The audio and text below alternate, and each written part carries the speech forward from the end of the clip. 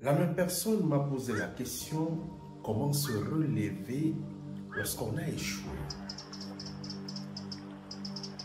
Échoué dans un mariage, échoué dans un business, échoué à l'école, échoué dans beaucoup de choses, comment se relever? La première leçon que je vais te partager ici, ma soeur, c'est que lorsque tu prends l'échec comme la mort, tu ne te relèveras pas. Mais lorsque tu prends l'échec comme une leçon, tu auras la plus grande capacité à te relever très facilement. Lorsqu'on va essayer de faire quelque chose dans la vie, où on gagne ou on tire des leçons. Les leçons sont aussi un gain. Je suis avec M. Japodi. Il ne m'aime pas, il me déteste, il me hait. Et on finit par divorcer. En entrant avec lui, tu étais une personne qui avait un cœur totalement ouvert. Tu acceptais toutes les bêtises. Lorsque monsieur te dit enlève les habits, tu enlèves comme ça. Lorsqu'il te dit couche-toi ici, tu te couches comme ça. On te dit, il t'utilise à la serpillère. Et tu acceptais. Parce que tu te disais que le bonheur, c'est seulement le mariage. Le bonheur, c'est seulement être avec monsieur Champion. Mais en un temps, la vie vous a mené vers l'explosion et tu as décidé de divorcer. Vous avez divorcé. Il est resté avec tous les biens, il est resté avec tout. Mais il n'est pas resté avec ton cerveau. Il n'est pas resté avec ton cœur. Il n'est pas resté avec ton âme. Il est resté avec les biens physiques. Mais toi, tu es sorti de là avec des leçons. Vrai ou faux?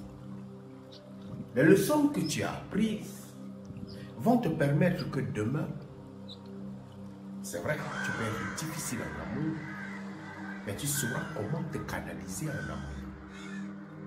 Tu sauras comment t'adapter aux hommes.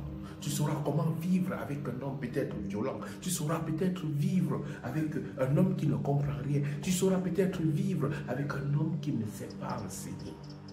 Et demain, lorsque tu feras ta fille, tu le passeras de bonne valeur pour qu'elle ne choisisse pas mal l'homme de sa vie. Lorsque tu feras ton enfant, ton fils, tu le passeras de bonne valeur pour qu'il ne soit pas un homme violent comme l'homme du passé que tu as rencontré. Tu en as pris des leçons. Lorsque tu échoues dans un business, un matin tu rentres chez toi, tu trouves que la mairie, les voleurs sont venus, ils ont cassé ta boutique. Ton cœur craque. Ton cœur, tu veux t'effacer. Tu as envie de boire quelque chose pour pouvoir finir avec ta vie. C'est difficile, c'est peine. Lorsque tu vas t'asseoir, tu croises les doigts, tu regardes quelques années en arrière, tu n'avais pas ça. Tu ne savais même pas comment arriver là. Mais il y a quelque chose qui est venu te choquer l'esprit. Pour que tu apprennes à comprendre que ça, c'est rien. Mais que tu t'attachais à cette richesse, croyant que ce que j'ai là, c'est l'Eldorado, c'est la fin de la vie. La vie est venue te dire que tu n'es pas encore arrivé. Il faut recommencer pour que tu sois plus élevé. Je vais prendre cet exemple où quelqu'un est chauffeur de taxi. Il a en lui des diplômes. Beaucoup de diplômes. Un jour, il va déposer le taxi chez le patron. Le patron, il a l'habitude de rentrer chez lui avec 10 000 francs. Le patron lui dit, monsieur, vous ne pouvez plus travailler avec moi parce que ma voiture va devenir une voiture personnelle. Il est sous le choc. Il rentre. Il s'assoit chez lui. Il y a quelque chose qui entre dans ton esprit. Ça s'appelle la réflexion lorsque tu es sous le choc. Parce que lorsque tu n'es pas encore entré dans le choc, Tu entres dans un bol. On appelle ça dans une bulle.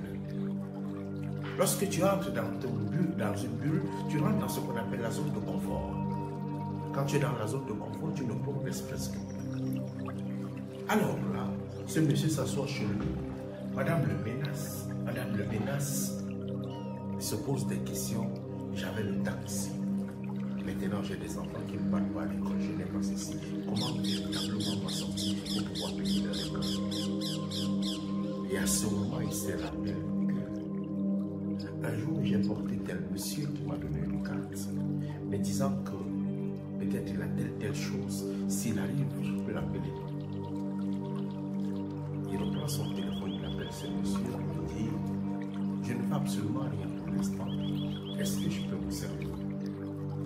Le monsieur lui dit, j'irai en voyage avec toi. Je suis un diplomate, on vient de m'envoyer en mission. Tu peux aller avec moi. Il a fallu boire un échec pour qu'il en tire des leçons parce qu'il a déjà de l'expérience dans la conduite. Le monsieur a constaté qu'il avait de l'expérience. Il va chez lui. Il a fait l'évolution. Il voyage avec lui. Les temps peuvent parfois être difficiles. Mais lorsqu'on s'assoit, on se dit, it is hard.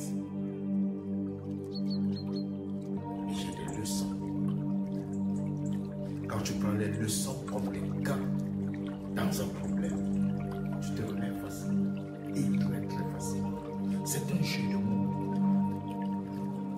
Si c'est dur demain chez toi, si tu as échoué, si c'est devenu tu as divorcé, si tu as perdu le temps, tu crois que l'homme là, véritablement tu n'as rien gagné, assois-toi comme ceci, commence les bras et pose-toi la question, quelles sont les leçons que je peux tirer de cette relation?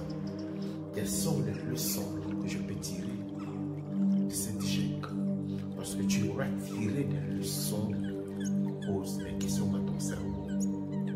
Qu'est-ce que je peux faire de mieux maintenant que j'ai l'expérience et des leçons?